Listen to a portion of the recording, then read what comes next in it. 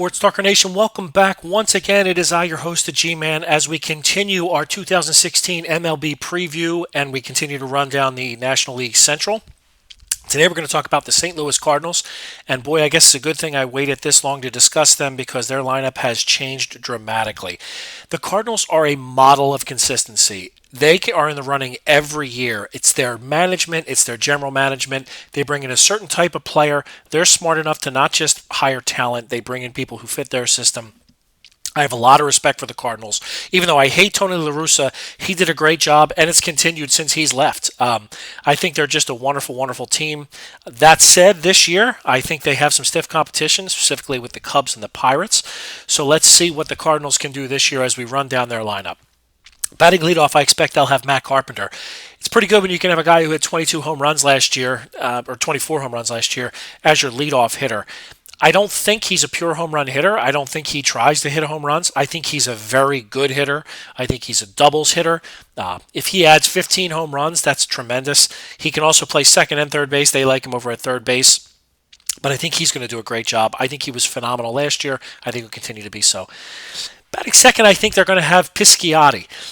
I know that's not really a popular opinion because they have some outfield depth problems. They have some young guys, but I think he's the real deal. I think he has speed. I think he's an excellent defensive player.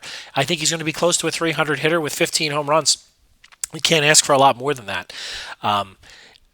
They continue to have the ability to pull from their minor league system and replace injuries and guys like Jason Hayward defections and things like that. I think Pisciotti is the next one to do so. Matt Holliday, ever consistent, ever around. Yes, he's old now. He's 37 years old. Until he proves that he can't hit, he can hit. So he's going to bat third.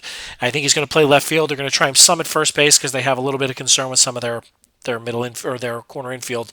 But I do think he's a stalwart in the lineup. He's always hurt, so hopefully he plays 130 games, and I think he'll give them good, solid production. Randall Grichuk slips right into that number 4 spot. At least that's what I would do. I don't know that they'll do that right away. They don't want to put pressure on the kid, but I think he's the real deal too. I think he's powerful.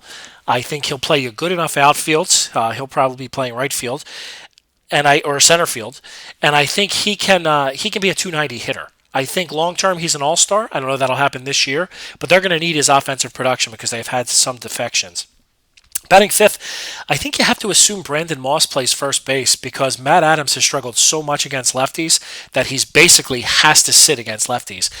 He has unbelievable power. He's a big dude. He's actually a very good hitter, but I think he slips into a platoon potentially with Moss, and I think Moss will also get some time in the outfield. But I think he is your 5 hitter. I think he's good for 20 and 80. I don't think he'll hit for a real high average, but I think he will help you. Batting sixth, I think they're going to do Colton Wong. They just gave him a nice-sized contract, not a monster contract, but I think he could grow into it and be an excellent superstar-type player.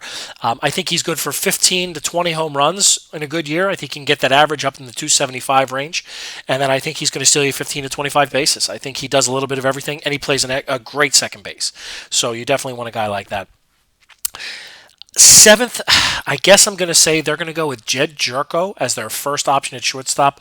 They had one of those terrible preseason injuries. Johnny Peralta, who I'm not a huge fan of, but he is certainly light years better than anything else they have to offer. Tore ligaments in his hand. He's going to be out for 2 to 3 months. Jerko gets the first shot to try to replace him. He is not a shortstop defensively.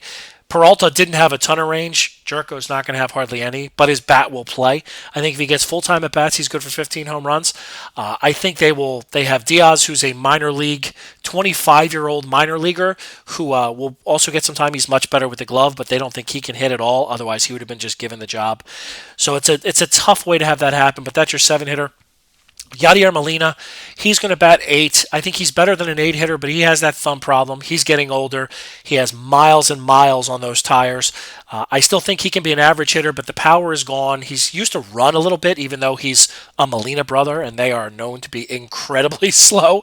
I think that's all gone. I think he's a great defensive catcher, one of the best I've ever seen, honestly, for many years. He's going to lead that pitching staff. He's going to try to do what he can to provide a little something from that 8 hole.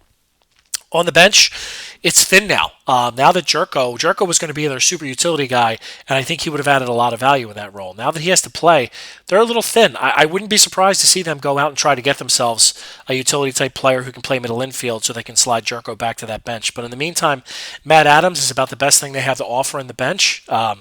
Again, he can crush righties. He can give you some power, late inning power, but he's not going to do much against left-handers. So the bench is a little thin. The rotation is going to be where they can make some hay, provided that they can keep guys healthy, which has been a problem with some of these starters. But the talent is certainly there to be an extremely good rotation. Adam Wainwright, freak injury. When you blow the Achilles, I'm a guy who's blown his Achilles twice, actually two different Achilles, but that's a different story for a different time. I think Wainwright will come back and be just as dominant as he was. People don't think that's going to be the case. Watch him at the end of last year. By the end of last year, he got all the rust off. I think he's going to be just fine. Michael Wacha, again, good to above average to very good pitcher. I think he's going to be exactly what he has been. I think he's going to be, a low threes ERA, close to 200 strikeouts, close to 200 innings, 15 wins. Jaime Garcia is a bit of a wild card. He's a good player. When he has been healthy, he's always done a good job for them in that rotation, but he has been constantly hurt, and it's big injuries too. It's knee, it's elbow, it's shoulder. If he can stay healthy, I think he can win 15 games. I never count on him for 30 starts, however, so I'm not sure that that's going to happen. Carlos Martinez is absolutely electric. He's a little guy, so you always worry about his durability, and he has had shoulder injuries and some fatigue and that sort of thing. If he can build his body up to where he can withstand 200 innings a year, he's a Cy Young candidate. He throws 100 miles an hour, he misses bats, his curveball's nasty, and he's got a nasty disposition to him, which I think is a compliment. So if he can stay healthy, he's a big winner. Mike Leake, they signed on. I think he's better than most number fives in the league. I think he's really like a 3-starter. And that, with that lineup and in that ballpark, which is going to play big, I think he'll do a good job there. Their bullpen. Now, I'm sorry, they also have a couple of backups to their starting rotation. I like Marco Gonzalez. I don't know if he'll get a chance to start right away, but he gives good depth in case Garcia or Martinez gets hurt. They also have a guy like Tyler Lyons. May have a chance. I think he's more of a long-term guy, but if he has to fill in for a start or two, the Cardinals historically are able to pull guys up and they do their job. I think the bullpen is actually going to be very good. I think that Trevor Rosenthal has learned to pitch a little bit. He still walks too many guys than you want for a closer, but he throws lights out stuff when he's on. And last year he was on a lot more than he was off. And to back him up, you got a guy like John Broxton, not the fireballer he used to be, but he's become a good setup man. He knows how to use his pitches, and I think he can. I think he can do the job and step in if he has to close for short periods of time. With that said, I had the Cardinals originally down for about 91 wins. I will tell you, I have to drop that a little bit. I'm going to say 88 to 89 wins for the Cardinals this year. I hope that they can just hold water in the shortstop position until Peralta comes back, but I am going to have to detract from the original win total. And that's all I have to say for this year's 2016 Cardinals. This is your host, the G-Man. As we continue down the NL Central, look for a discussion on the Pirates next, and I am out.